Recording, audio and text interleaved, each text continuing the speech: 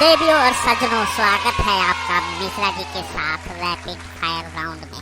आज विकास के सवाल पर, वर्तमान राजनीति के सवाल पर हमारे साथ रहेंगे संजय संघर्ष सिंह।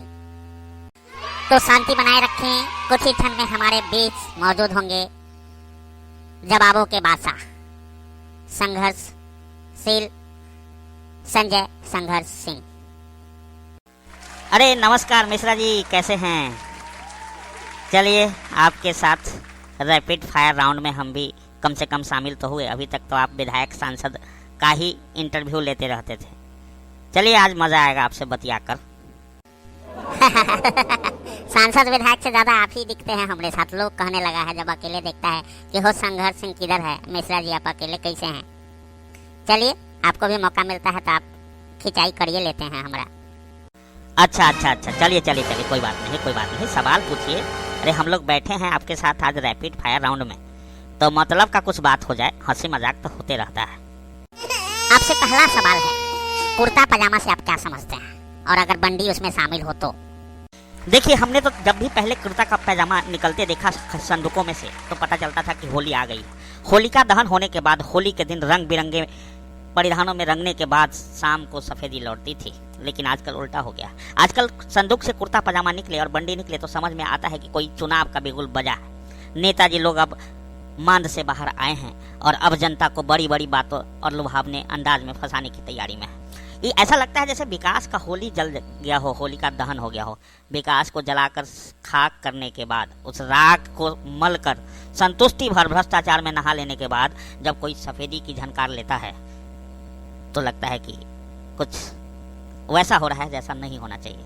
आजकल कुर्ता पजामा देखता हूँ तो अंदर से कुछ सुलगने लगता है। मतलब सफेदियों से अब एलर्जी हो गई आपको?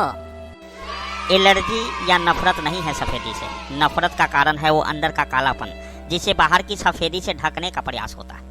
जानते हैं, जितना उज्जर कुर्ता पजामा पहन के निकलता है उसके कारनामे तो देखिए। घर के बाहर जल जमाव है, कीचड़ है, सड़क नहीं है। ये आप देख लीजिए सीतामढ़ी का रिंग बांध कब से अपने होने का रोना रो रहा है। ओवरब्रिज देख लीजिए सीतामढ़ी का, कब से अपने होने का रोना रो रहा है। मेरे चेहरे को देखिए, 5 वर्षों से एक पुल के लिए तो मेरी भी दाढ़ी बढ़ रही है। ये सब देन किसकी है मालूम है? इस सफेद कुर्ता पजामा और बंडी का देन है। बाहर से जितनी सफेदी की झंकार है उतना ही अंदर काला अंधकार है। कभी समझ में नहीं आता है कि गड्ढे सड़क में ज्यादा हैं या नेताओं के दिमाग में। कीचड़ सड़क पर ज्यादा भरा है, गलियों में ज्यादा भरा है कि नेताओं के दिमाग में।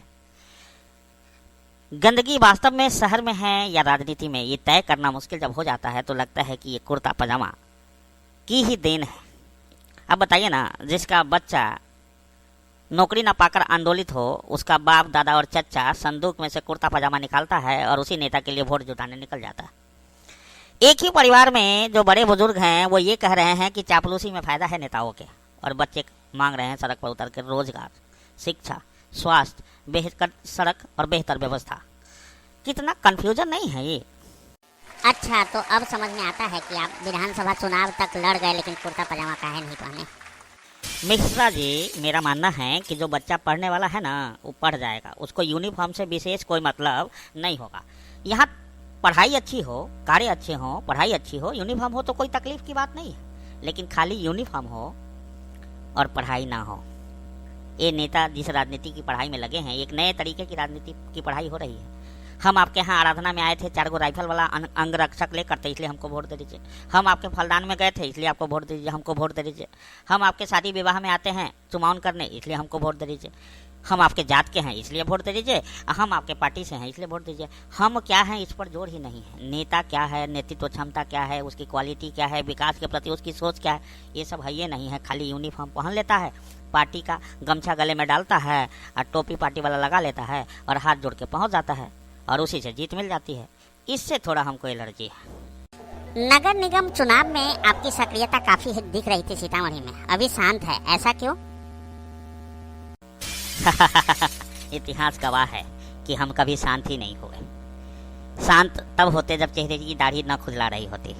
ये जो शांति आप कह रहे हैं ना, ये सरकार की लाई हुई व्यवस्था है। कोर्ट का निर्देश है कि धूम गजर नहीं मचाया जा सकता। कायदे से न आचार संहिता लगा है और न ही कायदे से आचार संहिता खुला है। हाँ, आप कहेंगे तो ये बात तय है कि हम लोग फोटो वोटो खिंचाकर अभी सोशल मीडिया में नहीं डालते हैं। उसका कारण है विकास फेसबुक पर नहीं, हमको धरातल पर चाहिए।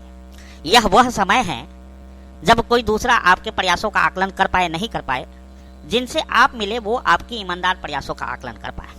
हम लोगों से मिल रहे हैं। हमारे प्रत्याशी जो कि आपको पता ही है, नल छाप कमला गुप्ता जी, व्यक्तिगत संपर्क के माध्यम से जनसंपर्क कर रही हैं। अब ये संपर्क, ये समय ऐसा है कि बाएं हाथ से संपर्क करे तो दाहिने हाथ को भी पता नहीं लगना चाहिए। नेताओं की कमी नहीं है, नजदीक के चुनाव है। जैसे ही पता लगता है कि आप वहां गए तो दूसरे दिन नेता लोग वहां पहुंचकर अपने हिसाब से कन्विंस करने का प्रयास करते हैं।